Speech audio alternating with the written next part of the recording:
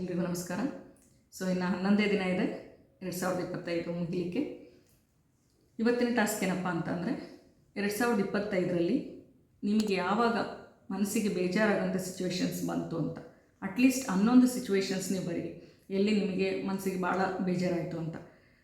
ಅದು ಬರೆದಾದ್ಮೇಲೆ ಎವ್ರಿ ಸಿಚುವೇಶನ್ಗೂ ಅಥವಾ ಎವ್ರಿ ಅಕೇಶನ್ಗೂ ಎಲ್ಲಿ ನಿಮಗೆ ಬೇಜಾರಾಯಿತೋ ಅದಕ್ಕೆ ಕುತ್ಕೊಂಡು ಯೋಚನೆ ಮಾಡಿ, ಈ ಸಿಚುವೇಶನ್ನ ನಾನು ಅವಾಯ್ಡ್ ಮಾಡ್ಬೋದಿತ್ತ, ಅಂದರೆ ಎಲ್ಲೋ ಒಂದು ಕಡೆ ಸಂಭಾಷಣೆ ಮುಂದುವರಿಸಲಿದ್ರೆ ಆ ಸಿಚುವೇಶನ್ ಅವಾಯ್ಡ್ ಆಗ್ತಿತ್ತ, ನೀವು ಅಲ್ಲಿಗೆ ಹೋಗ್ದಲೇ ಇದ್ದರೆ ಸಿಚುವೇಶನ್ ಅವಾಯ್ಡ್ ಆಗ್ತಿತ್ತ. ಅಕಸ್ಮಾತ್ ನೀವು ಅವಾಯ್ಡ್ ಮಾಡೋಕ್ಕೆ ಆಗ್ತಾ ಇರಲಿಲ್ಲ ಅದನ್ನು ಅಂತ ಅಂದಿದ್ರೆ ಅದನ್ನು ನೀವು ಹೇಗೆ ಹ್ಯಾಂಡಲ್ ಮಾಡಿದ್ರಿ ಅಂತ ನಿಮ್ಮನ್ನು ನೀವು ಅಸೆಸ್ ಮಾಡ್ಕೊಳ್ಳಿ.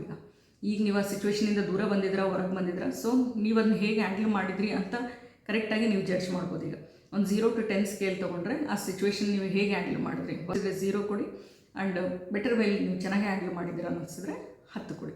ಓಕೆ. ಆ್ಯಂಡ್ 3ನೇ ಪಾಯಿಂಟ್ ಏನಂದರೆ ಆ ಸಿಚುವೇಶನ್ ನೀವು ಹೇಗೆ ಇನ್ನೂ ಚೆನ್ನಾಗಿ ಹ್ಯಾಂಡಲ್ ಮಾಡ್ಬೋದಿತ್ತು, ಸೊ ದಟ್ ನೀವು ಇನ್ನೂ ಖುಷಿಯಾಗಿ ಇರ್ಬೋದಿತ್ತು ಅಂತ.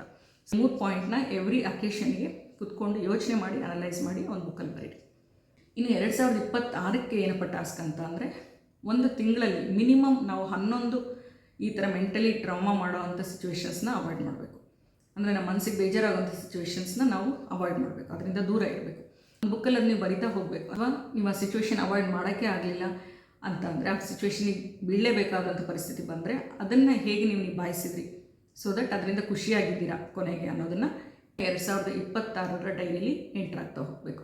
ಮಿನಿಮಮ್ 10ರಿಂದ 15 ಸಿಚುವೇಶನ್ಸ್ ಬಂದೇ ಬರುತ್ತೆ ಒಂದು ತಿಂಗಳಲ್ಲಿ, ಎಲ್ಲಿ ನಮಗೆ ಬೇಜಾರಾಗಬಹುದು ಅಂಥ ಸಿಚುವೇಶನ್ಸು.